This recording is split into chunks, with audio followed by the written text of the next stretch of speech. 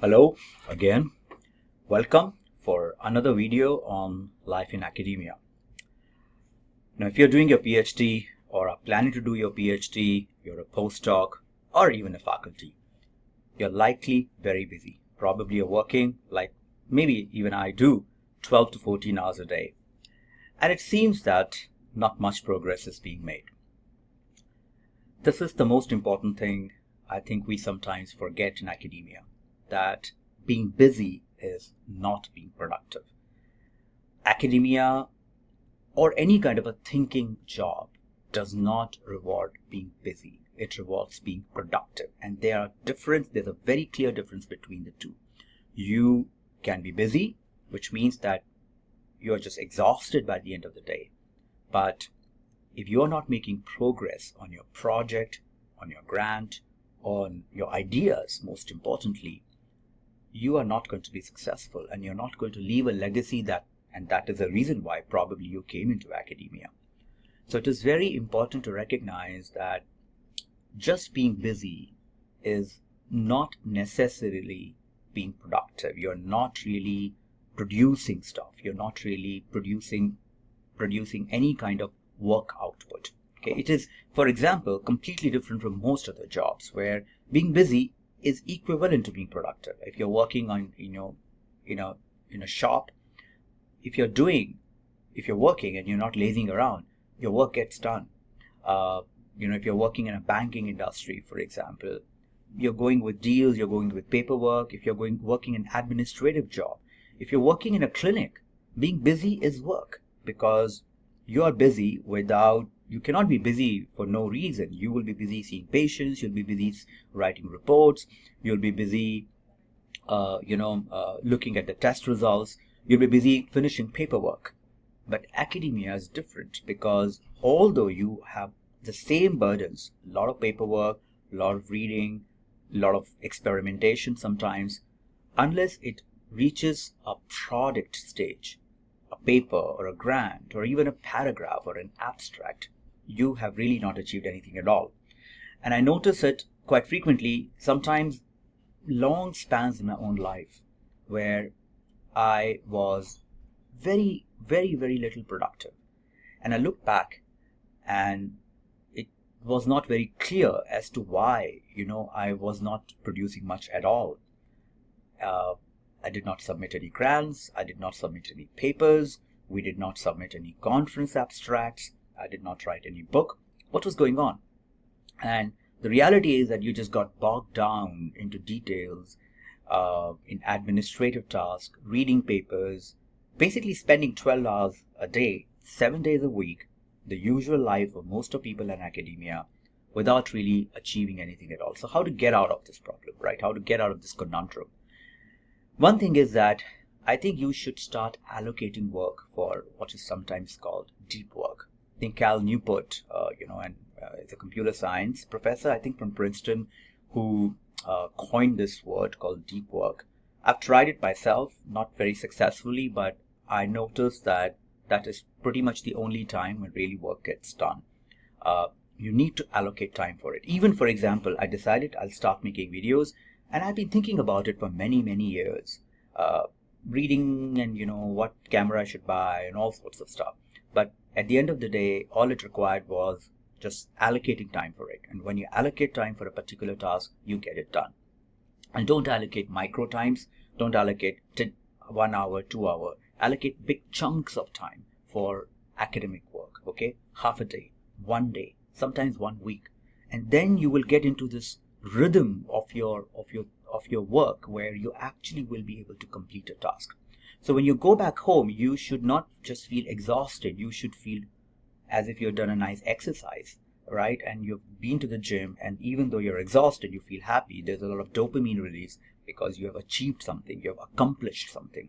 So it could be an abstract, it could be writing, a report, it could be finishing a major experiment, it could be debugging a code, but it is completely different from busy work, which could be responding to hundreds of emails, 50 emails a day, as they say, is quite common nowadays, or finishing protocols, finishing these administrative or compliance courses, formatting references, uh, tweaking the slides, checking your Slack or Teams or any other kind of uh, social media or LinkedIn profiles, and to be very frank, even reading papers without a purpose. There is so much literature. You cannot really keep up with it by just thinking that, oh, I'll read everything. You'll end up wasting a lot of time just reading your papers, right? So make sure that, or attending meetings, again, very busy work. You can attend 5 meetings, 3 meetings a day, and you're exhausted without really accomplishing anything at all. So academia has a huge productivity problem, but it is not because people are not busy and they're not working hard. In fact, sometimes I think they're working too hard in being busy. And in academia, somehow we have a habit of creating busy work without creating productive work. Maybe it is the nature of all large organizations, but it is certainly true in academia that we have tons of meetings, tons of compliance, tons of reviews, reviewing articles, reviewing internal grants, tenure reviews, writing reports, writing recommendations, asking your professor to write a recommendation, all sorts of stuff, which really is not accomplishing anything at all in real terms. So make sure that you allocate time for what is really important for you and get that done. And it is because the being busy is not going to accomplish you very much at all. And after 6 months you'll realize, oh my god, I really did not do anything in these 6 months. Time flies like water in academia. So don't think about how many hours did you work. Of course, you should put in hours. You cannot accomplish anything without putting time. But really value your day in how much I got accomplished. And then start allocating time in big chunks, as I mentioned, days and weeks, or at least a week in which you accomplish something important. The problem, I think, mostly stems from that when you come back in the morning, you want to get quick wins. And the quick wins sometimes come in responding to all the emails that are unanswered, making orders, writing some reviews, small tasks like that, attending meetings. But these quick wins are useless wins. They do not accomplish anything at all.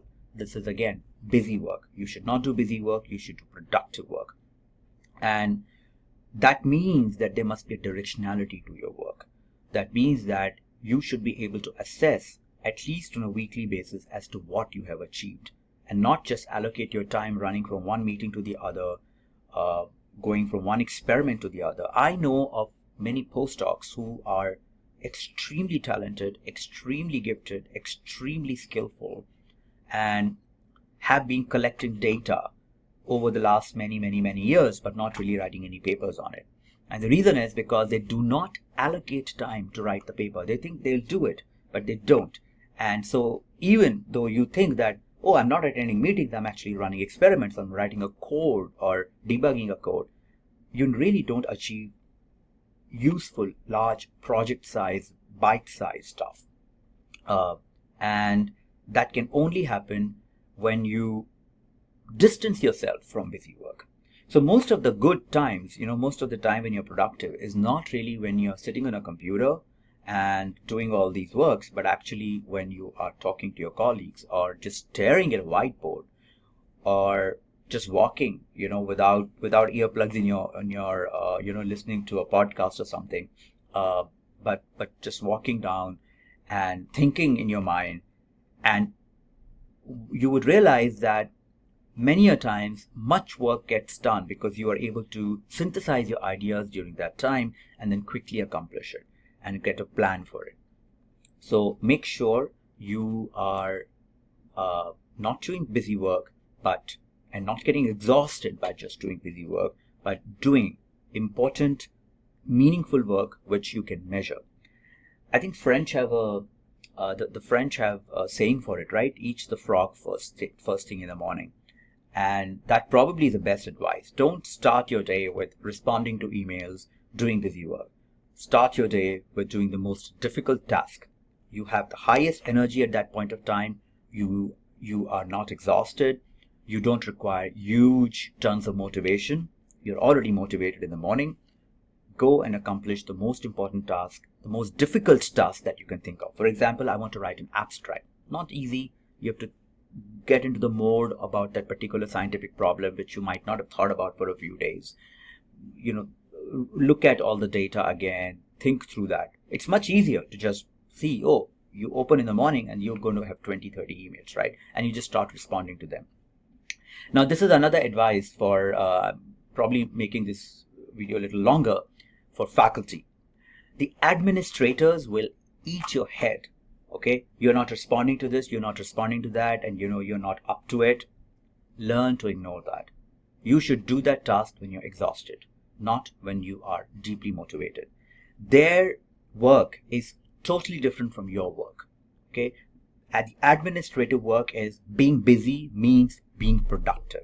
Okay, they can finish 25 paperwork, and those 25 paperwork are going to be basically getting work done because that's what they are doing, right? That's what their work is.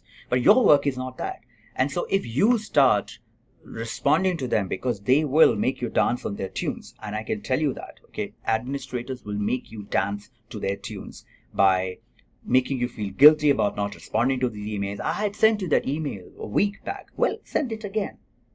So I have become pretty thick-skinned about it, and this has become one of the ways in which we have increased our productivity in our lab, is to ignore all the noise about administrative tasks. If it is important, they will write back to you. And of course, be on time on things. But do not just keep responding willy-nilly to all kinds of emails, all kinds of review requests. Allocate your time, the start of the day, do the most important task, and once you're done with your most important task, then you can start having your lunch and probably start responding to all the small little things. But you will feel very, very motivated because you have actually accomplished the most important things in the morning, the most difficult thing in the morning. And you accumulate it day after day, day after day, day after day, and you will find that your productivity increases manifold. Another simple advice is avoid, if you can, of course, if it is in your hands, to start meetings, which are administrative meetings of any kinds in the morning. Those meetings should be shifted to the evening, because in the morning you should allocate time for your own work, your own tasks, your own productive tasks, your papers, your grants, your presentations, thinking most importantly. Okay, do not crowd your mornings with all kinds of busy work. And it is very, very difficult because you don't have it all in your control. Of course, other people are planning those days, right? And you need to respond to it. But when you can, try to push those things towards the afternoon, towards the evening. So let me end it here. I think this is a pretty long video and I'm kind of repeating myself here, but being busy, again, it doesn't hurt reiterating. Being busy is not being productive. And if you're busy and not really finishing papers, you should step back and answer to yourself, what am I doing wrong? Okay, goodbye till the next video.